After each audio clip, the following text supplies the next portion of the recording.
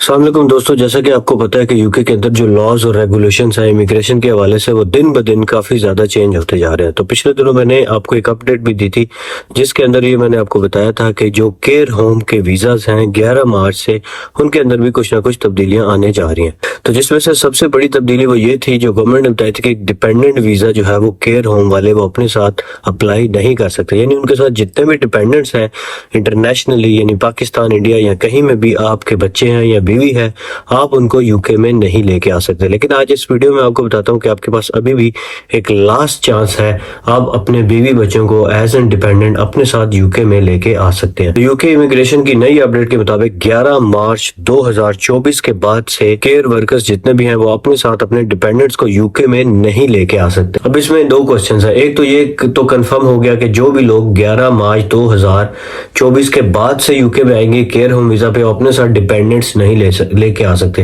तो इसका मतलब ये हो गया कि आपके पास लास्ट चांस है।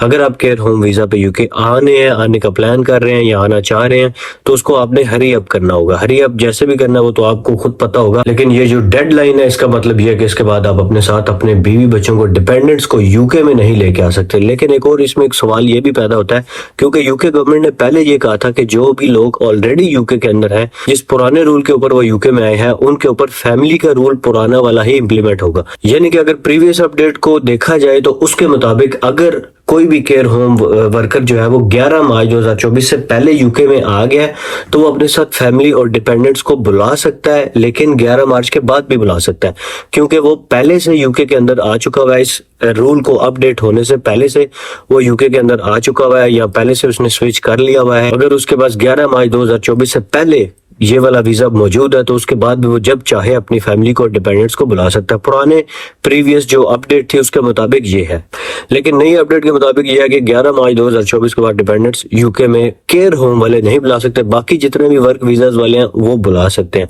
लेकिन उनके लिए भी एक सैलरी की प्रॉपर रिक्वायरमेंट रख दी गई है जो कि 39,000 है। वो मैं आपको पहले ही प्रीवियस वीडियो में बता चुका हूँ। अब इसमें एक चीज की ये कंफ्यूजन मुझे भी है कि नई अपडेट के बाद क्या वो जो पुरानी अपडेट आई थी वो अभी भी स्टिल वैलिड रहेगी कि नहीं। यानी वो जो पुरानी अपडेट थी जिसके मुताबिक जो पहले इस वीजास के ऊपर आ चुके हुए हैं, क्या वो स्टिल इस अपडेट के बाद भी अपनी फैमिली मेंबर्स को यूके में बुला सकते हैं। तो मेरे ख्याल से जो मेरा पर्सनल एनालिसिस है उसके मुताबिक यह है कि आप स्टिल अपने फैमिली मेंबर्स को केयर वीजा के ऊपर एज एन डिपेंडेंट बुला सकते हैं। जो वो लोग स्पेसिफिकली बुला सकते हैं जो 11 मार्च 2024 से पहले जिनका ये वाला वीजा था, स्विच था, कन्वर्ट था या इस वीजा पे वो यूके में आए थे। So this is the update. आपके पास लास्ट चांस है, अगर आप केयर वीजा पे, केयर वर्कर वीजा पे यूके आ रहे हैं या आने का प्लान कर रहे हैं तो 11 मार्च 2024 से पहले आपने आना है। अगर आप इसके बाद आएंगे तो फिर क्या होगा? फिर ये होगा कि आप अपने फैमिली मेंबर्स को बुला नहीं सकेंगे। कब तक? जब तक आपके यूके में 5 साल केयर वर्कर वीजा पे पूरे नहीं हो जाते। 5 साल केयर वर्कर वीजा पे जब आपके पूरे होंगे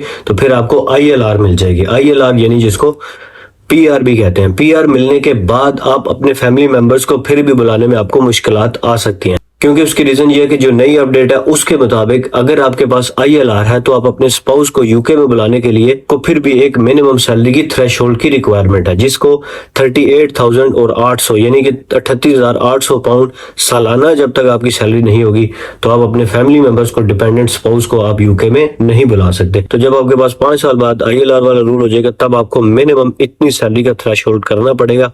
जब तक आपकी इतनी सैलरी नहीं होगी आप अपने डिपेंडेंट्स को, फैमिली को स्पाउस वीजा पे नहीं बुला सकेंगे। और मैं आपको बता दूंगा 38,000 वाली जो सैलरी वाली जो शेक है ये इतना इजी नहीं होता। 38,000 सैलरी हर किसी को नहीं मिलती, हाईली प्रोफेशनल्स जो होते हैं सिर्फ उनको मिलती है। खासकर अगर आप केयर वीजा पे हैं और आप 5 साल बाद समझ रहे हैं, शायद आपका इतना एक्सपीरियंस हो जाएगा कि आपको इतनी सैलरी मिल जाएगी। तो मेरे ख्याल से केयर होम वीजा पे अभी भी तकरीबन मिनिमम वेज ही दी जाती है और आने वाले सालों में भी इसकी सैलरी इतनी ज्यादा नहीं हो सकती कि 38,000 से क्रॉस कर जाए।